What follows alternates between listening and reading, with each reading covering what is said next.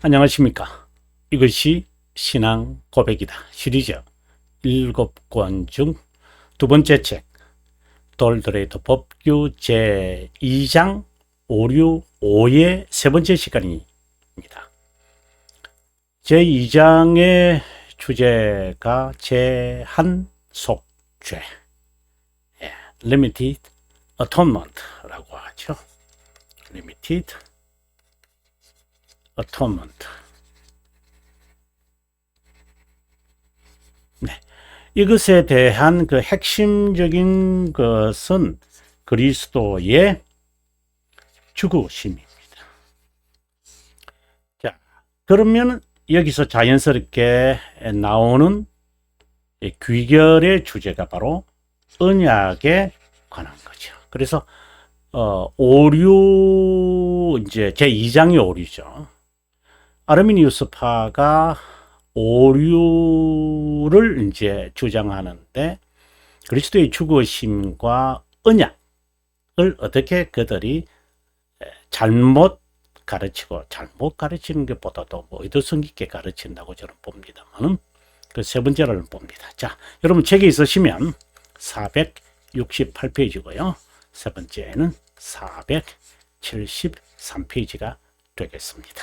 자, 먼저 여러분 468페이지에 가서 본문을 읽겠습니다. 그리고 473페이지로 가서 제가 해설하도록 하겠습니다. 468페이지로 왔습니다. 자, 아르미니우스파가 가르치는 것은 모든 자가, 지난 시간에 제가 좀 설명을 했습니다.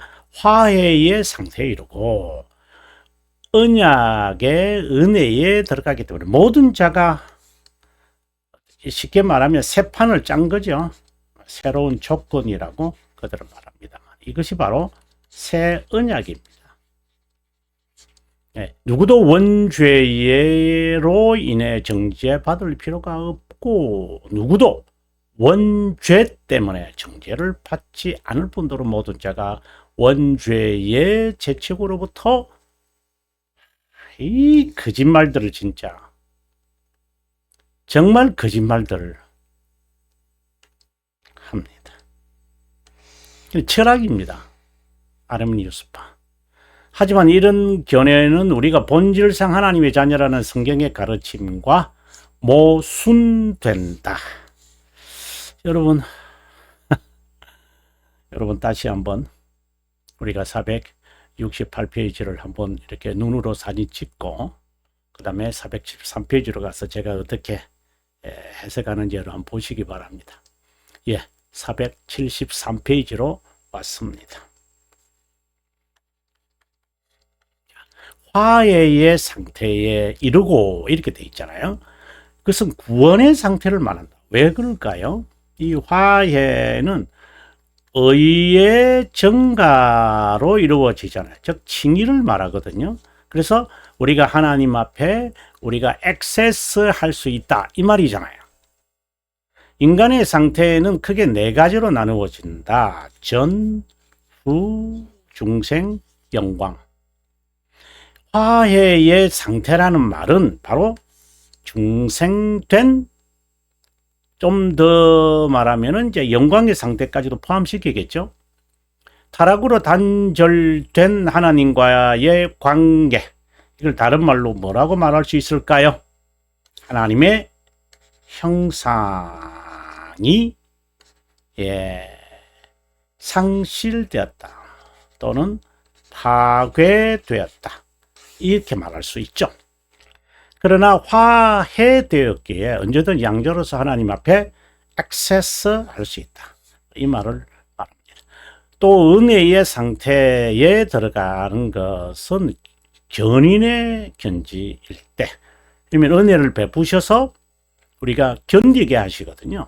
구원을 받은 신분일 때, 보호를 보호한다는 견지일 때, 회심일 때, 포괄적이지만 하나님의 자녀의 신분을 말한다. 다르게 말하면 칭의의 상태다. 제가 앞서 그걸 적었는데요. 칭의의 상태를 말하는 것이다. 칭의의 상태, 우리가 지금 여러 이야기를 합니다만은 칭의 양자됨 거룩함, 이것은 사실상 상태를 말하고요. 이것이 이제 드러나게 되면 이거는 이제 성화라고도 보통 사람들이 이야기하는데 저는 거룩함이라고 말합니다. 성경에는 거룩함이라고 되어 있죠. 의와 거룩함과 구속함이 되었느니라, 이제 이렇게 고린도후서 1장 30절에 그렇게 되어 있으니까 저는 그렇게 번역을 했습니다. 아무튼 이거 상태입니다. 이 상태가 칭의가 되어진 거, 이건 하나님이 거룩하다고 우리를 칭하셨기에 하나님과 교제할 수 있는 거, 이건 교제를 의미하거든요. 이게 실제로 드러나는 것은 뭐죠? 영적 전투잖아요. 선행, 이렇게도 하지만 선행, 그 다음에는요 견인, 그 다음에는요 확신, 이렇게 우리가 드러나잖아요. 네, 칭의는 선행으로, 거룩함은 견인으로, 양자됨은 확신으로 이렇게 드러나거든요. 물론 이것은 이제 제가 이렇게 구조를 했습니다만은 제가 말하고 싶은 것은 하나님과의 관계를 말할 때 상태죠. 그래서 칭의, 양자됨, 거룩함, 이것이 이제 차례대로 선행, 그 다음에 확신, 견인. 이제 이런 내용들, 이런 순서들이 어디에 나왔느냐? 이제 그 웨스트민스터 신앙 고백서 순서를 보면 이게 이해가 돼요, 여러분. 예. 이게 11장, 12장, 13장, 14장, 생명에 이르는 회개 다음에 15장, 그 다음에 16장, 17장, 18장, 이렇게 나오거든요. 그러니까 이게 제가 만든 것이 아니라, 신앙 고백 제가 주석을 썼으니까 잘 알죠. 이제 이 순서를 통하여 신앙의 선배들은 그러한 것을 염두에 두고 이제 이것을 이제 쓴 거죠. 더욱이 양자의 상태는 하나님의 보호하는 견지일 때이다. 영혼에서 선택된 하나님의 자녀이더라도 중생의 경험을 하지 않았다면 이성에서 여전히 타락의 상태에 있기에 이 상태를 가리켜서 우리가 하나님의 적이다, 이렇게 말을 하죠. 유기된 자와 다를 바 없는 상태로 살아간다. 여기에서 하나님이 구원했다라고 할 때 deliver했다, 이런 말로 우리가 용어를 쓰죠.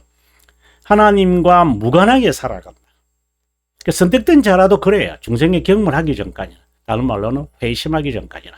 하지만 그분의 전적인 은혜로 인해 중생을 경험한 후에는 그의 신분이 바뀌고 은혜를 받는 상태에 있음을 스스로 자각한다. 자신의 모든 죄가 그리스도의 의로 덮였다. 이건 상징적인 이야기들이죠. 그래. 여기지 않는다라는 말이죠. 죄가 덮였다, 이 말은.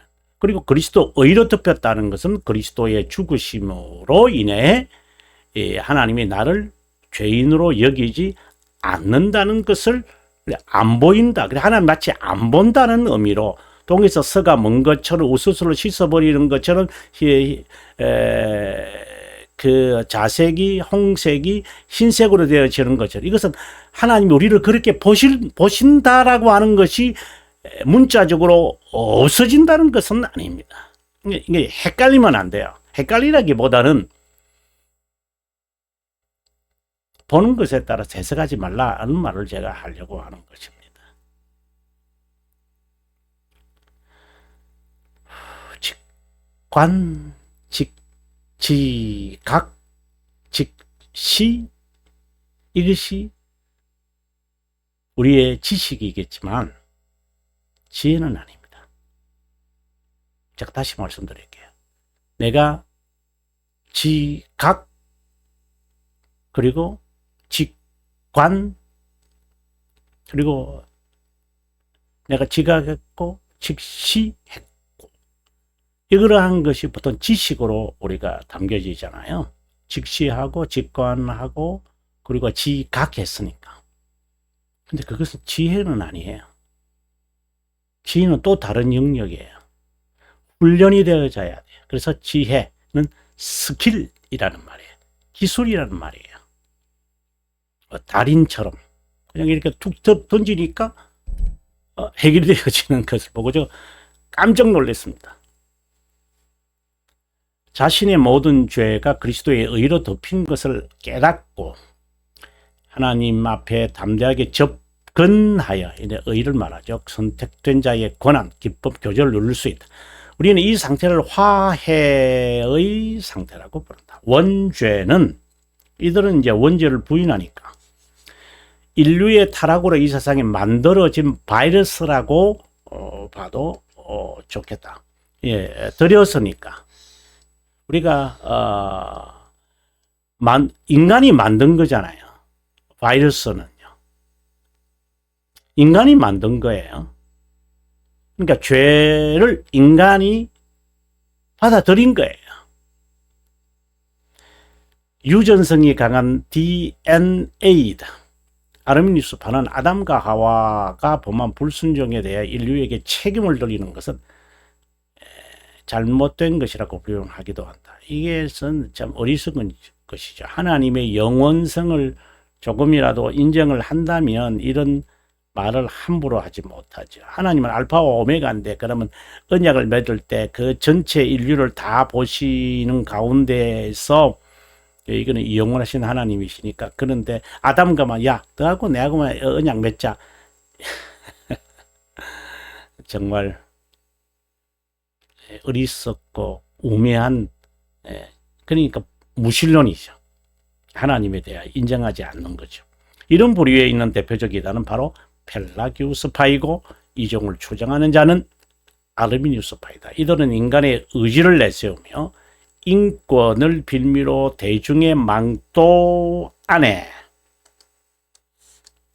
사탄의 음모를 포장하여 숨기고 있다. 일반인은 인권을 중요시하고, 그래 인권을 주장하니까 사람들은 야 이래서 그냥 모이는 거죠. 사탄의 음모를 포장하여 숨기고 있다. 일반인은 인권을 중요시함으로 그들은 인간의 의지와 인권과 연계시키고 있다. 실제로는 무관하지만 겉으로는 보기에는 유사하게 보인다. 참, 예. 인류가 원죄를 저지르고 태어나는 이유는 언뜻 보면 언약, 행위의 언약이 우리와는 상관없이 아담과만 하나님께서 체결하신 것처럼 보이지만 우리가 그와 더불어 맺었다. 이건 하나님의 영원성을 인정하면 자연스럽다라고 했습니다. 제가 지난 시간에 영혼에 대한 이야기하다가 세 가지를 우리가 파악해보면 내가 영원성을 사모하는지 우리가 대략 알 수 있다 라고 이제 여러분에게 말씀을 드리면서, 하나님은 현재이기 때문에 관제탑에서 처음과 나중 모든 비행기가 언제 어떻게 어느 노선으로 내리고 그리고 떠야 하는지 다 파악하고 있으니 그의 말대로 살아야 한다 이 말이죠. 아니면은 이제 뮤니시플 그 포트, 그러니까 이제 좀 작은 국내 비행기들만이 이제 이착륙을 하는 그러한 장소에, 제가 살았던 시카고에는 인터내셔널 에어포트가 있고, 예, 그 뮤니시플 그 에어포트가 있어요. 그런 이제 자가용 비행기를 이제 또는 글라이더라든가 이런 가까운 거리, 아니면은 뭐 글라이더와 같은 비행기를 가지고 먼 곳을 갈 수가 없죠. 또 그렇게 높은 곳도 갈 수도 없죠. 이제 아무튼 예. 그래서 이 공항의 사이즈가 다르잖아요. 근데 그 시카고 공항에 이렇게, 시카고 공항이라기보다 시카고 하늘을 쫙 쳐다보면요, 비행기들이 막 까마득하게 이렇게 쫙 깔려 있어요. 그래 비행기의 창문 열고 보면요, 여기저기, 예, 창문에서 보면 또 비행기들이 보여야 밑에도 보이고 위에도 보여요.